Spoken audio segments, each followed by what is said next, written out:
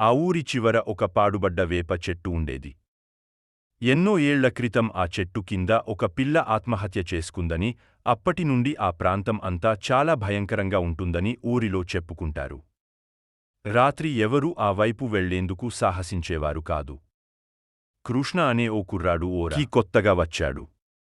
ఆ పాడుబడ్డ వేప చెట్టు గురించి తెలియని కృష్ణ ఒక అర్ధరాత్రి ఇంటి దగ్గర పాలు తీసుకురావడానికి బయలుదేరాడు. అతను వెళ్లే దారి ఆ పాడుబడ్డ వేప చెట్టు దగ్గరనే ఉండేది. చీకటిలోకి అడుగుపెట్టిన కృష్ణకి చల్లటిగాలి ఒక్కసారిగా వీచింది. ఎక్కడినుంచో ఆ ఏడుపు వినిపించింది. చిన్న పిల్ల ఏడుపు అది. కృష్ణ భయపడి వెనక్కు తగ్గుతున్నా ఏదో తెలియని శక్తి అతన్ని ముందుకు నడిపించింది. వేపచెట్టు దగ్గరకు చేరుకున్న కృష్ణ చెట్టు కొమ్మల మధ్య తెల్లటి చీర కట్టుకున్న ఒక పిల్ల అక్కడ నిలబడి ఉండటం చూశాడు.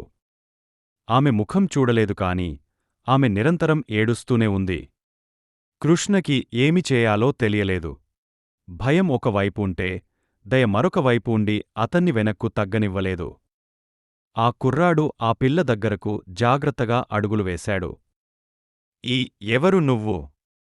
ఎందుకు ఏడుస్తున్నావు? అని మెల్లగా అడిగాడు.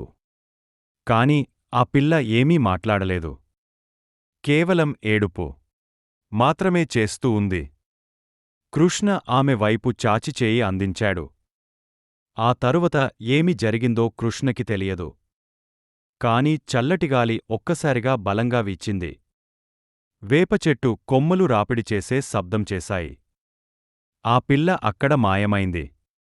కృష్ణ భయంతో అరుస్తూ పరుగులు తీశాడు.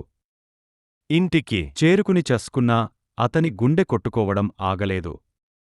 ఆ తరువాత కొన్ని రోజులకు ఊరిలో అందరూ ఒక విషయం చర్చించుకుంటున్నారు.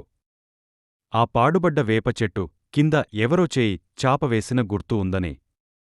అప్పటినుండి ఆ ప్రాంతం నుండి ఏడుపు వినిపించడం లేదు.